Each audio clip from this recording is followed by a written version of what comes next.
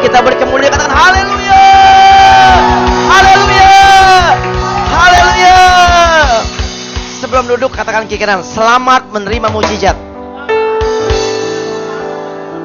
Silakan duduk kembali. Sekali lagi shalom. Tidak terasa kita ada di September.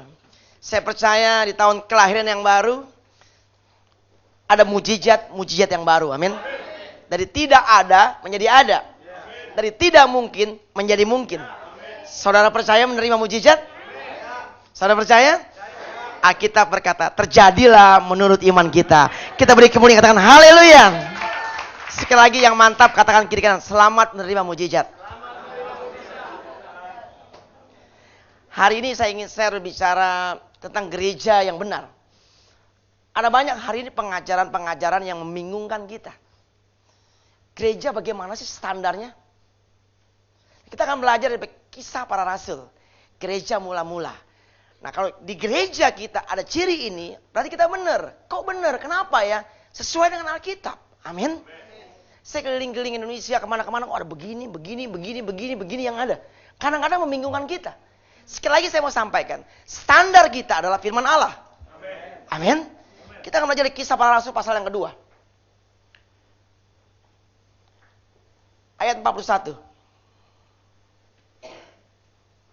Kisah para rasul 2 ayat 41.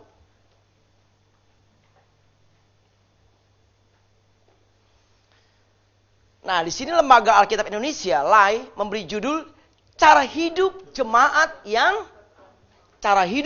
yang pertama. Nah, hari ini kita akan belajar dalam kitab kisah para rasul ini jemaat mula-mula. Polanya bagaimana sih? Ada apa dalam gereja jemaat mula-mula? Kita baca ayat 41. 2, 3.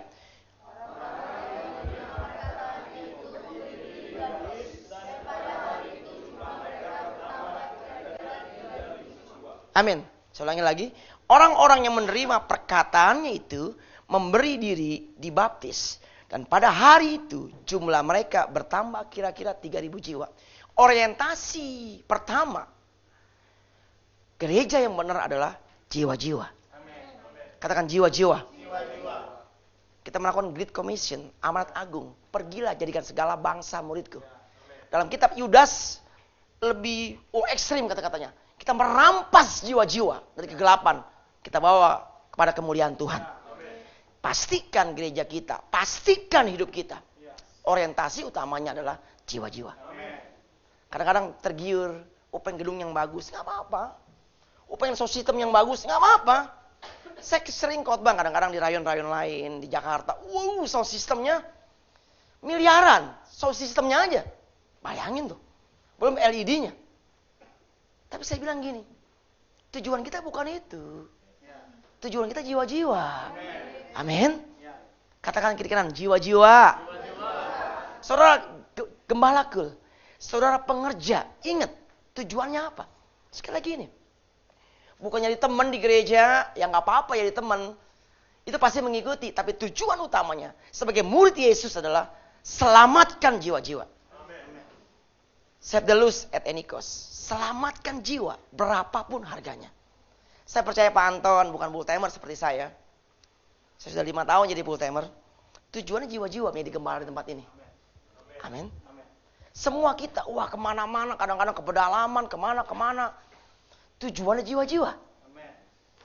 Pastikan sekali lagi, gereja ini, motivasi utamanya adalah ini. Dan saya percaya, kalau tujuan jiwa-jiwa, nama Tuhan dipermuliakan. Kita beri kemuliaan, katakan haleluya. Tuhan Yesus datang ke dunia karena jiwa-jiwa. Detak jantung Yesus adalah jiwa-jiwa. Dan pada saat dia datang, Tuhan Yesus datangnya kedua kali. Tuhan ini jiwa-jiwa yang ada. Kemuliaannya bagi nama Tuhan. Amin. Jadi buat kita sekali lagi dari keluarga terdekat.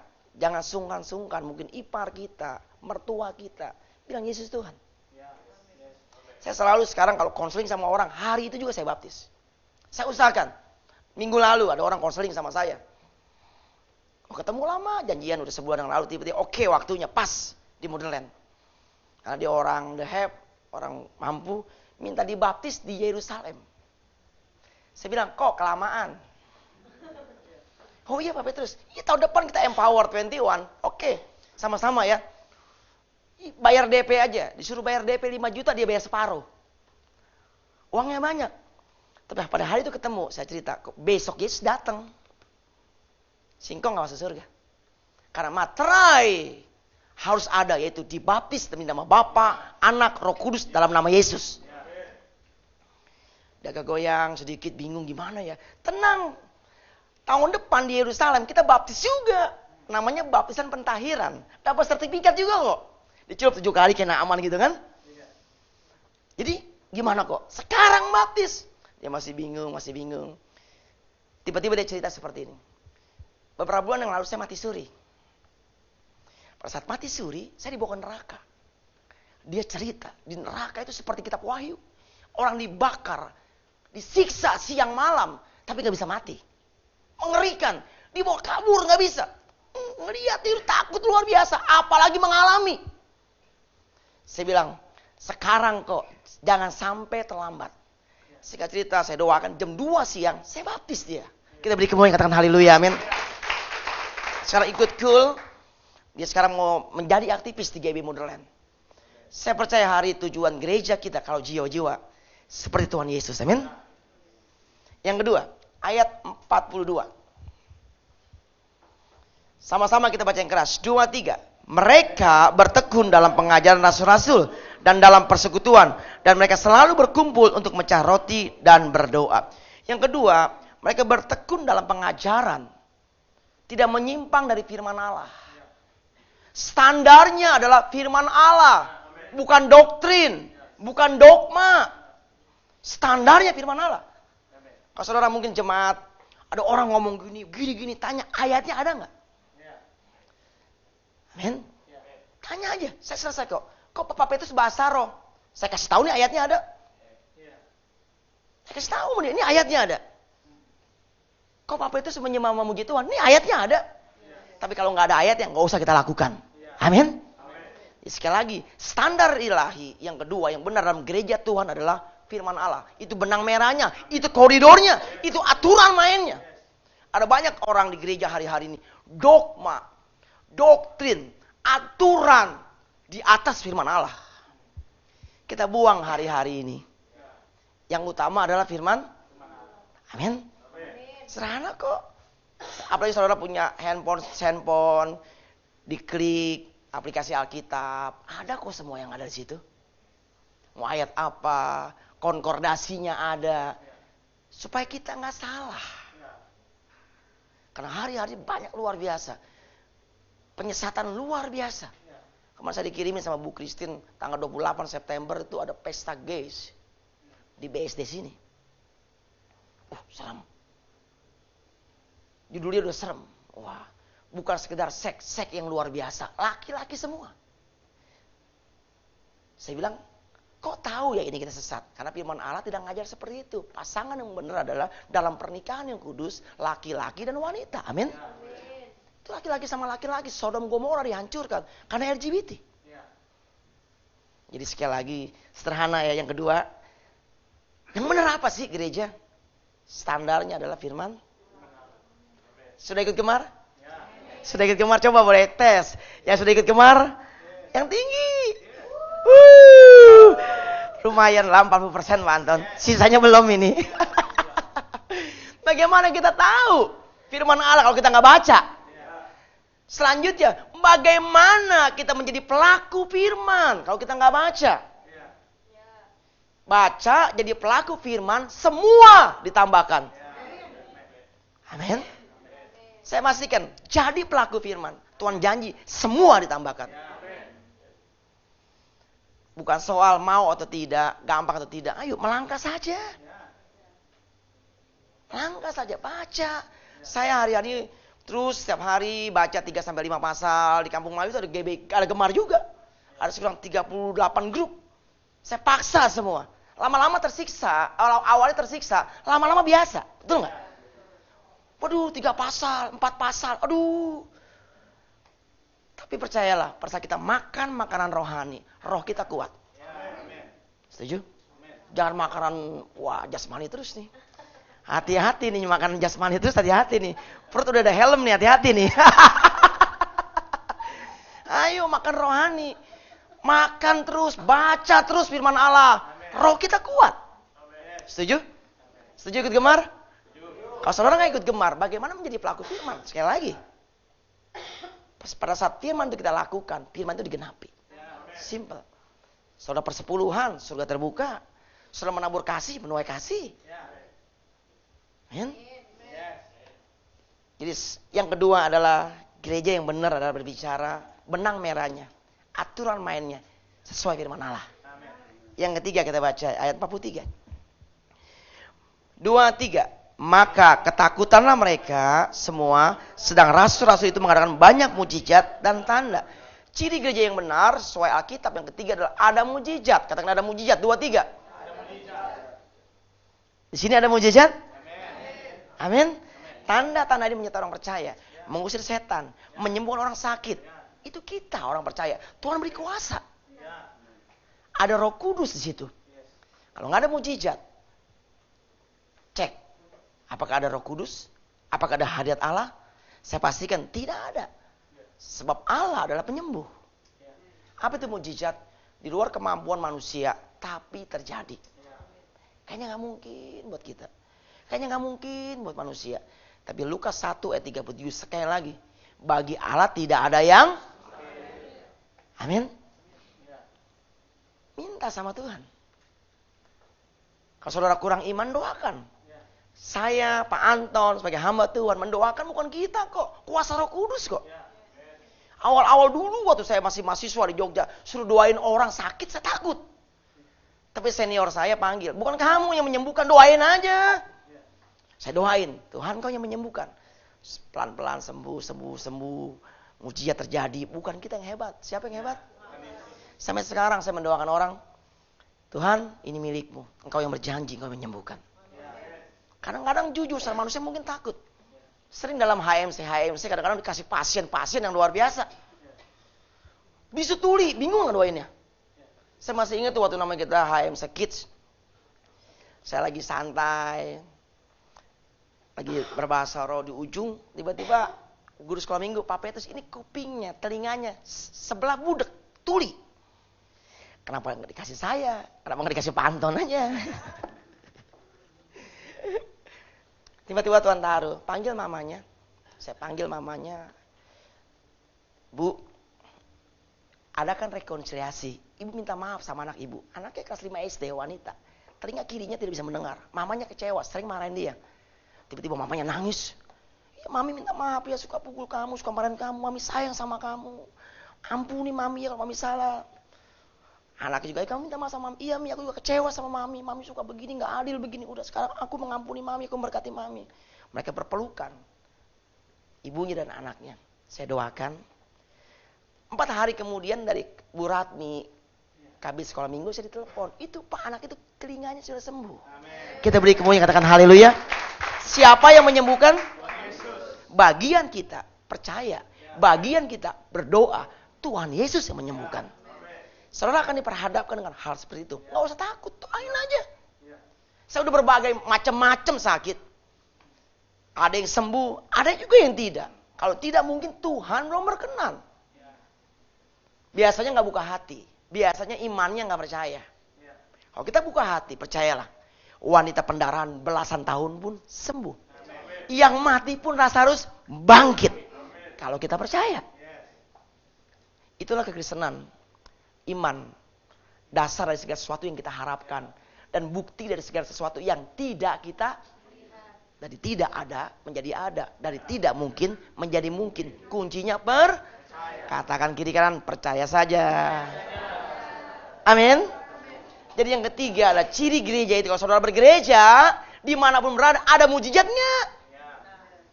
Oh, kita minta pertolongan keuangan, Tuhan tolong. Rumah tangga dipulihkan, pekerjaan, Tuhan tolong. Firman Allah berkata, engkau akan semakin naik, bukan semakin turun. Rancanganku, rancangan damai sejahtera. Amin. Engkau punya hutang, Tuhan lunasin. Karena firman Allah berkata, kamu tidak akan berhutang, tapi akan memberi pinjaman. Jelas ya, kamu tidak akan berhutang, tapi akan memberi pinjaman. Ayo cek kalau kita masih punya utang. Maaf, sudah persepuluhan belum? Surga terbuka. Surga terbuka. Bukan soal uang. Soal ketaatan menjadi pelaku firman. Pada saat kita menjadi pelaku firman, sekali lagi, firman itu digenapi. Yang mengerti katakan amin. Jadi yang ketiga, cirinya gereja itu ada mujizat enggak? Yang keempat, ayat 44. Sama-sama kita baca. 2, 3.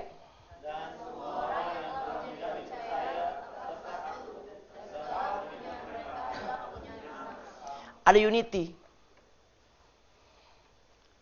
Kenapa terjadi perpecahan? Karena merasa hebat. Merasa tidak puas. Tidak mau masuk proses. Besi menajamkan besi, manusia menajamkan manusia. Dan saya mau kasih tahu, yang menajamkan adalah orang terdekat. Mungkin suamimu, mungkin istrimu. Suami istri sederhana. Mari kita berfungsi sebagai suami yang baik, jadi imam. Istri berfungsi yang baik menjadi penolong. Ada deadlock suami istri. Izinkan firman Allah terjadi. Suami mengambil keputusan. Bukan masalah gagah-gagahan. Karena jenis kelamin Tuhan yang menentukan. Itu kedaulatan mutlak Allah. Bisa kita lahir jadi laki-laki, berfungsi jadi laki-laki. Kita lahir jadi wanita, berfungsi sebagai wanita. Khusus secara buat ibu-ibu. Saya pesan, saya banyak mengalami konseling. Istri-istri datang kepada saya, Pak, suami saya digondol kuntilanak. Si manis jembatan Ancol. Suaminya selingkuh. Pertanyaan saya selalu satu. Ibu, sudahkah menjadi penolong buat suami? Menjadi tiang doa buat suami? Saya tahu jawabannya rata-rata kadang-kadang. Tidak baik manusia seorang diri. Tidak baik Adam seorang diri. Maka Tuhan berikan Hawa. Artinya Adam perlu penolong. Minimal doa dari istri. Amin. Berfungsi sebagai tiang doa. Doain suamimu. Karena gampang tergoda. Di luar rentan. Makanya tidak baik Adam seorang diri. Doakan. Berkati suami saya Tuhan. Lindungi. Dibuat berhasil dan beruntung apa yang dikerjakannya. Di dalam nama Yesus. Nubuatan saudara akan jadi. Kenapa? Saudara wanita sebagai penolong. Minimal penolong dalam doa. Mengcover dalam doa. Berdiri bagi suami dalam doa dan nubuatan. Amin. Doakan. Mau suami sukses? Doakan. Di balik kesuksesan seorang pria, berdiri seorang wanita. Ini aminnya luar biasa. Amin itu arti setuju. Kita beri kemuliaan, katakan haleluya. Dan buat pria, jadilah imam yang baik. Imam adalah perantara antara Tuhan dan manusia. Berdiri di hadapan Tuhan, berkati istri, berkati anak, nubuatkan anak, bawa istri, bawa anak takut akan Tuhan. Berdiri di hadapan Tuhan, itu imam. Maka saya pesan buat wanita-wanita, kalau calon suami mau ngecinta Tuhan, tinggalin aja. Oh iya, 20 tahun saya jadi hamba Tuhan, banyak ngelihat yang begitu. Tahu kebelangsak? Orang menteng ini. Ya akhirnya sengsara. Iya. Di keluarga saya pernah mengalami, kakak-kakak saya. Puji Tuhan mereka bertobat. Pada saat cinta akan Tuhan. Berkat Tuhanlah yang menjadikan kita kaya. Amin. Ayo. Banyak saya sama anak-anak Tuhan. Apalagi Pak Peter kan kedua pengerja. Sepatu udah mangap. Celana sampai namanya pakai apa? Dipakai karet. Sampai hernia. Dulu mereka gak mampu. Tapi ikut Tuhan. Berkat Tuhanlah yang menjadikan kita kaya. Artinya hanya Yesus sumber berkat kita. Anak-anak muda sepakat? Yang belum menikah nih WR kita. Cari cinta Tuhan. Setuju? Satu saat, ini pengalaman saya. Saya sekolah ekonomi sebenarnya. Tiba-tiba banyak nubuatan jadi pendeta. Nubuatan. Tiba-tiba saya tahu aktif di gereja. Dapat calon istri pun dinubuatkan. Emang kadang-kadang Tuhan baik buat kita. Kita melayani Tuhan, dinubuatkan. Saya bilang, ya kalau dari Tuhan deketin aja saya sama dia. Singkat cerita deket. Mamanya gak setuju. Lu kawin sama pendeta, gimana nanti jadinya? Nggak setuju. Saya pengen sama Tuhan, kalau dari Tuhan buat mertua saya setuju. Nanti kita buktikan bahwa jadi hamba Tuhan, Tuhan cukupkan. Singkat cerita saya pelayanan terus pelayanan. Akhirnya mamanya setuju. Terus waktu berjalan sampai saat ini, saya dekat dengan mertua saya. Nah saya mau sampaikan kalau dia mau kemana-mana yang bayar pertama adalah bukan anaknya saya. Maksudnya dia mau ke Thailand, bayar aja. Saya membuktikan bersama Yesus kita lebih daripada pemenang. Amin. Artinya apa? Siapapun saudara, apapun karir saudara, dengar. Kalau kita imam berfungsi sebagai imam, dekat sama Tuhan, percayalah keluarga kita diberkati.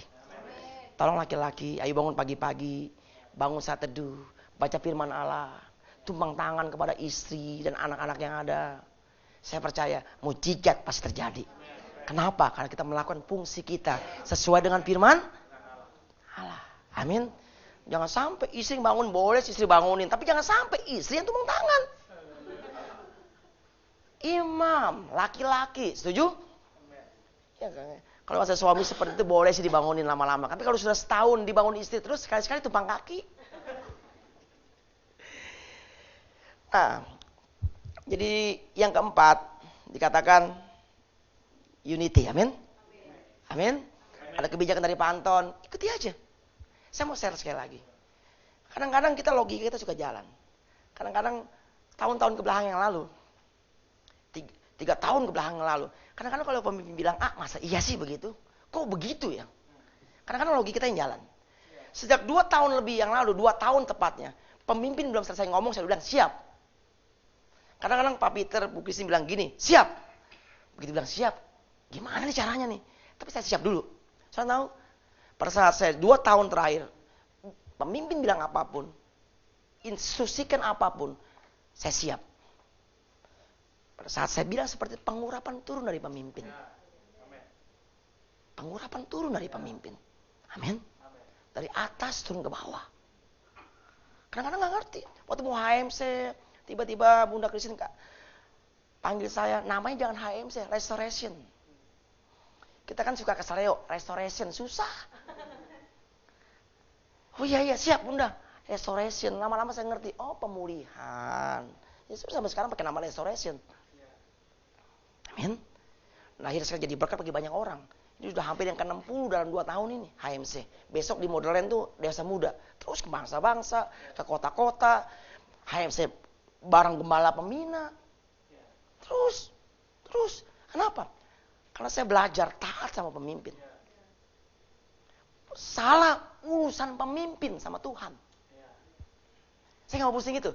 Yang penting Tuhan, aku sudah melakukan firman-Mu. Aku taat. Selesai. Sekali lagi, pada saat kita menjadi pelaku firman, semua ditambahkan. Amin. Yang kelima. Dan selalu ada di mereka yang menjual harta miliknya, lalu membagi-bagikan kepada semua orang sesuai dengan keperluan masing-masing. Suka menabur. Menabur yang baik, menuai yang menabur yang baik, menuai yang menabur. Menabur gosip, menuai. Saya pastikan itu. Menabur kebencian, menuai. Saya pastikan itu. Hukum tabur tuai berlaku. Tabur yang baik. Saya kadang-kadang kalau misalnya kesel sama orang, tiba-tiba diingatkan ini. Udahlah tabur yang baik. Udah stop. Saya bilang sama istri saya, tabur yang baik. Bukan soal salah atau benar, respon. Kembali kepada firman Allah. Tampar pipi kiri, ampuni, selesai. Bagian kita melakukan firman Allah. Maka semua akan ditambahkan. Nggak enak sih, tapi itu firman. Setuju? Kadang-kadang gampang sekali kan terbakar. Udahlah, Tuhan Yesus segera datang. Kalau saudara nggak kuat, saya punya tips. Tiba-tiba kesal, ngomongin orang terus, bahasa roh. Iya, saya kadang-kadang, ya udah bahasa roh. Begitu roh kita kuat, jiwa, pemikiran, tubuh kita dikontrol oleh Roh Kudus. Pengalaman saya, ketakutan, cemas, apapun, bahasa roh. Usah lama-lama 2 menit yang keras. Usah lama-lama yang keras. Oke, banyak orang dalam hati, bahasa roh. Gitu, roh kita kuat. Ini pikiran, kehendak, kemauan, perasaan, tubuh, kedagingan, dikontrol oleh Roh Kudus. Roh ilahi menaungi kita. Akhirnya, kita menjadi pelaku-pelaku firman. Amin. Amin. Paling gampang, kalau saudara ke mall. Semua mau dibeli nggak? Apalagi sale-sale. Diskon betul? Semua kadang-kadang mau dibeli. Gampang, sebelum ke mall aja bahas roh dulu. Penguasaan diri. Gak apa-apa beli sesuatu. Tapi sekali lagi, kadang-kadang kita sulit membedakan kebutuhan atau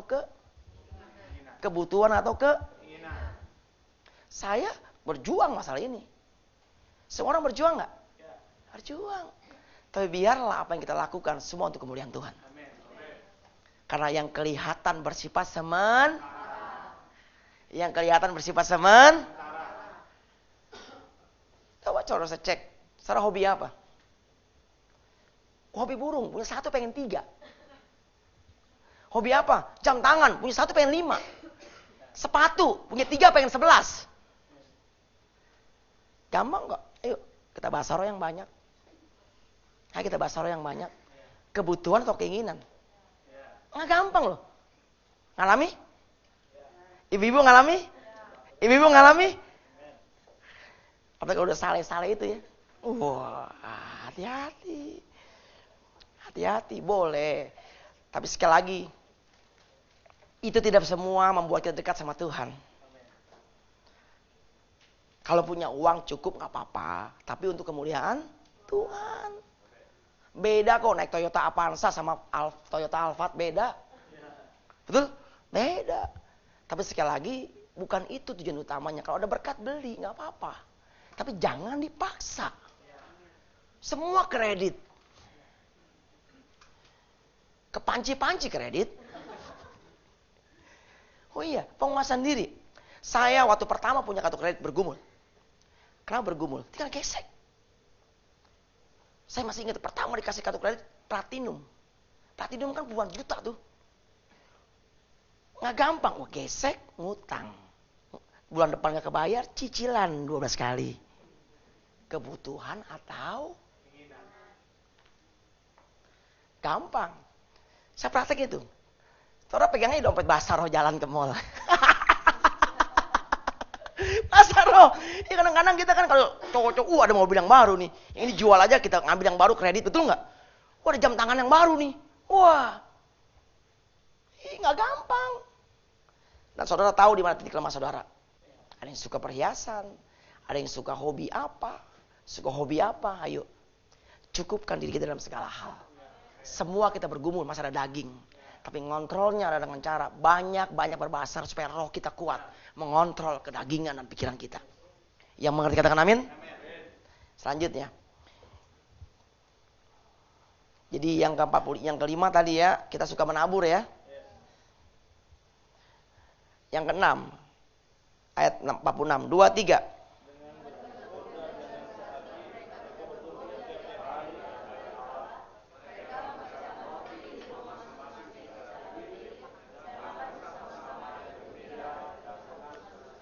Kata tulus hati, kita garis bawahi. Motivasi yang benar dalam gereja. Motivasi yang benar dalam gereja. Saudara datang ke gereja buat apa? Saya pastikan kalau kita datang ke gereja, kita beribadah dengan rasa hormat dan takut akan Tuhan. Amin. Amin. Saudara melayani Tuhan. Karena apa? Kewajiban. Saya pernah di area ini, saya setiap Sabtu bergumul. Aduh, puji Tuhan bisa khotbah lagi. Kadang-kadang bergumul. Sepanjang tahun, belum HMC-nya. Kalau kita hitung 56 minggu, tambah HMC 25 kali. Udah berapa kali khotbah? 2 pengerja cabang saya, berapa kali? Dia 125 kali khotbah. Belum kalau kemana-mana. Kadang-kadang suka begitu. Tapi saya pasti Tuhan, terima kasih. Tuhan, terima kasih buat kepercayaan yang ada. Amin. Amin. Pastikan. Buat apa yuk? Saudara yang tahu. Buat kesombongan? Ayo. Dalam 2 tahun terakhir ini, dulu, kadang-kadang kita ngundang pengkhotbah itu kadang-kadang, berbagai macam alasan. Kalau yang sudah terkenal, kadang-kadang di cancel mendadak. Betul nggak? pengkhotbah yang udah terkenal nih. 2 tahun terakhir saya baru tahu. Kadang-kadang hati-hati dengan hamba-hamba Tuhan yang berbicara motivasi uang. Hati-hati. Tiba-tiba udah jadwal di GB Kampung Melayu. Kan susah tuh jalannya. Saya kasih Google Map juga masih suka nyasar. Share location nyasar. Karena karena uang. Saya janji sama Tuhan, dimanapun saya dijadwal. First in, first out. Dimana saya iyakan yang pertama. Ada tawaran khotbah dimanapun, saya tolak. Dulu nggak ngalamin, sekarang udah ngalamin saya karena kemurahan Tuhan ya. Dijadwal di Senayan City, di mana. Saudara berkata luar biasa secara uang. Tapi saya mau sampai itu bukan tujuan utama. Sepanjang tahun saya sering ngalamin. Ada jadwal saya di Cikasungga, saya pernah ke Cikasungga. Kira-kira sama Tampak Siring milih mana? Saya cancel kemarin, nggak bisa Pak. Nggak bisa, saya bilang. Saya kasih tahu Bu Yanti, kestaris kita ya, Sutradara 3i, first in, first out. Di Taman Kirana, di rumah. Kalau kita nggak minum tolak angin, kipas angin, kembung. Kalau di Jakarta, shalom Pak Petrus, shalom. Oh iya, makan apa ya Pak Petrus? Dulu, saya nggak percaya, saya iseng. Saya mau kopi, Starbucks. Saya minta Americano, sama pizza yang tidak terlalu manis, dari tuna. Datang udah ada. Di Senayan City, keren juga nih. Kayaknya kalau Arkadia kayak gitu keren nih.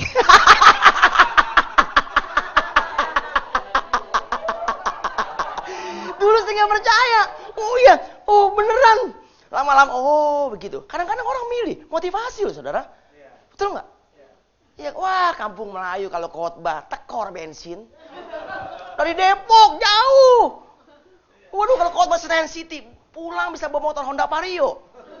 Milih mana? Saya bersyukur ada HMC. Betul? Saya bersyukur kalau HMC kita nggak terima persembahan kasih. HMC itu kan kita biaya sendiri kan? Ada yang ikut Nias besok? Katanya mau ke bangsa-bangsa. Sebelum ke bangsa-bangsa, ke kampung-kampung dulu, nggak ada listrik di situ. Ada 10 gereja kita, ada 1.200 jemaat kita, Supranain 3i di situ. Ayo, tim misi yang kita bergerak. Saya kadang-kadang kalau dapat berkat khotbah, saya simpan buat itu. Buat biaya saya misi. Saya tahu, menabur, menuai. Amin. Ke Nias besok 6 juta, 5 hari kita di sana. Pesawatnya udah mahal 4 juta, belum hotelnya apanya. Kita ada HMC di sana. Bulan November, berangkat. Memang Nias ini kadang-kadang perlu kita doakan. Yang daftar sama Pak, kapan lagi ke Taiwan? Ya Taiwan. Nias dulu sebelum bangsa-bangsa. Setuju? Iya. Ayo nggak apa-apa jadi berkat. Jadi artinya, itulah kita khotbah. Motivasi yang benar. Saya ngalami. Banyak sekali ngalami. Tinggal coret kan. Apalagi saya nggak bisa, selesai. Kalau motivasi kita uang. Betul nggak? Tinggal coret. Gampang. Kemarin saya baru ditelepon lagi. Saya bilang nggak bisa. Kalau sore oke. Kalau sore oke, siang nggak. Karena saya ada khotbah besok di Kota Bumi. Minggu pertama. Nggak bisa. Nah saudara belajar. Ke gereja tujuannya apa? Dalam kehidupan saudara tujuannya apa? Melayani tujuannya apa? Gereja mula-mula tulus hati. Nggak ada kesombongan. Kalau nggak gua nih, nggak bisa Natal. Gua nabur paling gede. Nggak bisa seperti itu. Amin. Karena saingan utama Yesus adalah mamon, duit, uang, hepeng, cien. Betul? Kalau saudara sudah menikah mungkin akan berbeda pola pikir tentang uang. Karena kita harus membiayai anak-anak, kita sudah punya istri, betul nggak? Kalau sendiri, di kantong ada 20.000, aman terkendali. Nggak ada tanggungan. Tapi udah menikah, ada anak, listrik, nggak bisa listrik dibayar sama cinta. Iya nggak? Beli susu, nggak bisa. Tapi sekali lagi, mencari kerjaan Allah, semua ditambahkan. Amin. Nah, coba pastikan saudara melayani, motivasi dengan tulus. Tuhan, kemuliaan hanya bagian engkau. Kalau saya menutup ibadah, misalnya doa persiapan HMC atau di Kampung Melayu di mana, saya selalu berdoa seperti ini. Tuhan, biar engkau yang bertambah-tambah, kami yang berkurang-kurang. Kemuliaan hanya bagi nama Yesus. Amin. Karena sombong gak kelihatan. Sombong gak kelihatan. Dari hati. Nilai ukurnya. Dan celakanya hati kan nggak bisa kita lihat. Hanya saudara yang tahu sama Tuhan. Sombong nggak? Ayo hati-hati. Jadi sekali lagi, ciri gereja yang keenam di sini adalah tulus. Setuju? Tulus. Nggak ada udang di balik bakwan. Nggak ada. Semua untuk kemuliaan Tuhan. Yang terakhir, ayat 47 sama-sama kita baca 2, 3. Sambil memuji Allah dan mereka disukai semua orang. Dan tiap-tiap hari Tuhan menambah jumlah mereka dengan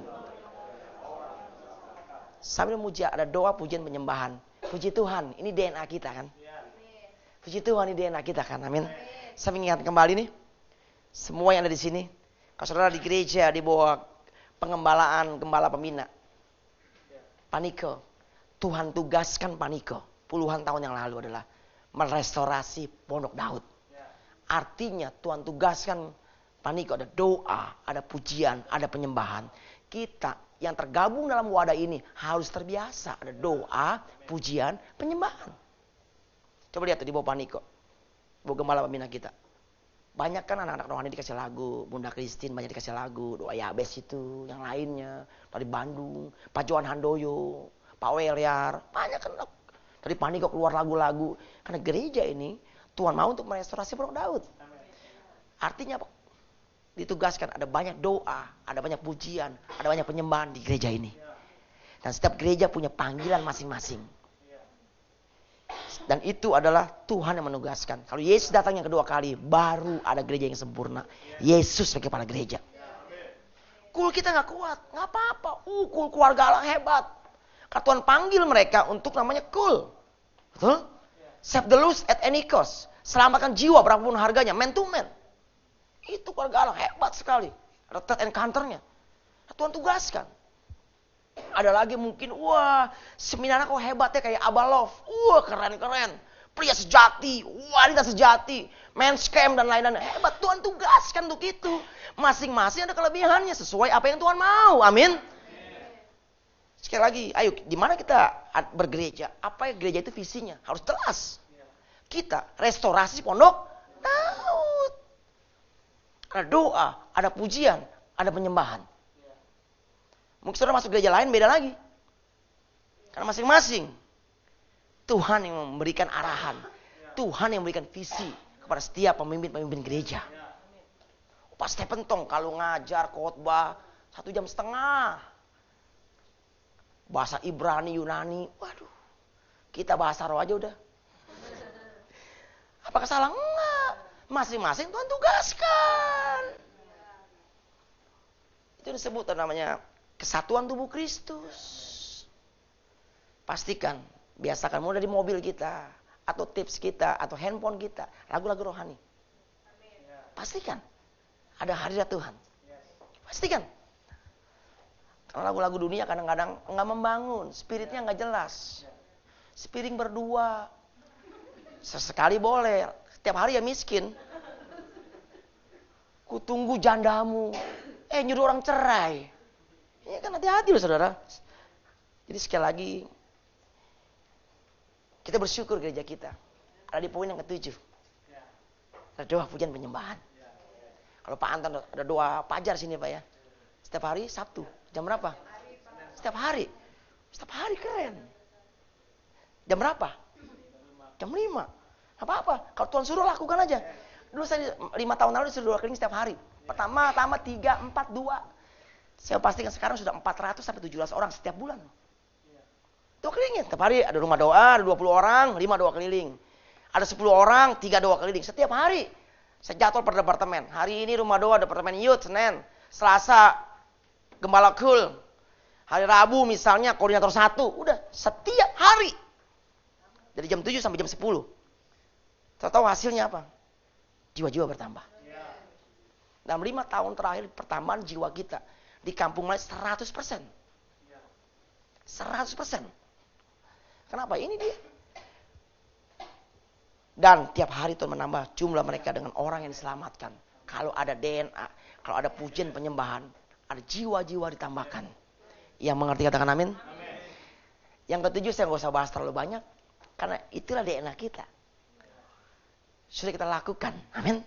Nah, jadi sekali lagi, buat saudara hari ini firman Tuhan telah datang. Nggak usah bimbang, nggak usah khawatir, bingung. Gimana sih standar ilahi gereja? Kita lihat di Alkitab, Kisah Para Rasul 2. Di sini dikatakan cara hidup jemaat yang pertama. Kalau ini ada, kita udah benar. Karena sesuai firman Allah. Amin. Yang pertama saya sampaikan ayat 41. Tujuannya jiwa-jiwa. Yang kedua, haus dan lapar akan firman. Yang ketiga, banyak atau ada mujizat. Yang keempat, unity. Yang kelima, suka. Yang keenam, tulus. Yang ketujuh, ini Alkitab yang tulis. Kalau gereja kita ada ini, berarti gereja kita udah benar. Udah sehat. Nggak usah bingung. Amin. Yang bersuka cita katakan amin. Ayo kita doakan kepala kita. Bapak terima kasih buat firman-Mu hari ini.